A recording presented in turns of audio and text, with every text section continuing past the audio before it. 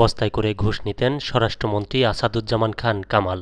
মাদকদ্রব্য নিয়ন্ত্রণ অধিদপ্তর, পুলিশ ও ফায়ার সার্ভিসের নিয়োগ দিতেন তিনি বস্তা ভর্তি টাকা ঘুষ নিয়ে। শুধু তার বিরুদ্ধেই নয়, এমন অভিযোগ উঠেছে তার 5 সহযোগীর বিরুদ্ধেও। এমন গুরুতর অভিযোগ অনুসন্ধানের সিদ্ধান্ত নিয়েছে দুর্নীতি দমন কমিশন দুদক। সংস্থাটির উপপরিচালক মোহাম্মদ জাহাঙ্গীর আলমের নেতৃত্বে একটি অনুসন্ধান টিম গঠন করা হয়েছে।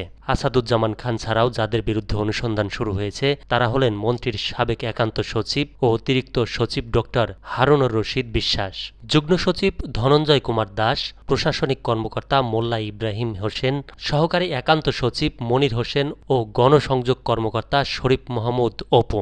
গতকাল দুদকের উপপরিচালক মোহাম্মদ আখতারুল ইসলাম এসব তথ্য জানিয়েছেন। দুদক বলছে, সাবেক স্বরাষ্ট্রমন্ত্রী আসাদুজ্জামান খান ও তার সহযোগীরা সিন্ডিকেট করে পুলিশ ও ফায়ার সার্ভিসে নিয়োগ দিতেন।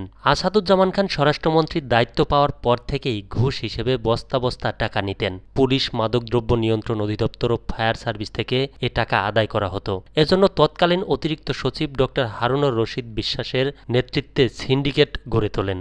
এ সিন্ডিকেটের অন্য সদস্য ছিলেন যুগ্ম সচিব ধনঞ্জয় কুমার দাস, মন্ত্রীর পিএস মনির হোসেন, জনসংযোগ কর্মকর্তা শরীফ মাহমুদ অপু ও প্রশাসনিক কর্মকর্তা মোল্লা ইব্রাহিম হোসেন। টাকা আদায় বা উত্তোলনের মূল ভূমিকা পালন করতেন ডক্টর হারুনুর রশিদ বিশ্বাস। হাজার হাজার কোটি টাকা হাতিয়ে নিয়েছেন এই কামাল ও হারুন সিন্ডিকেট। এক পর্যায়ে হারুনুর রশিদ অবসরে গেলেও এ মন্ত্রণালয়ের সব ঘুষ দুর্নীতি নিয়ন্ত্রণ করতেন তিনি। ঝুঁকি এড়াতে টাকা পাঠানো হয়েছে দেশের বাইরে। অভিযোগ রয়েছে, জেলায় পুলিশ সুপার নিয়োগে সর্বনিম্ন ৮০ লাখ থেকে ২ কোটি টাকা পর্যন্ত নিতই চক্র।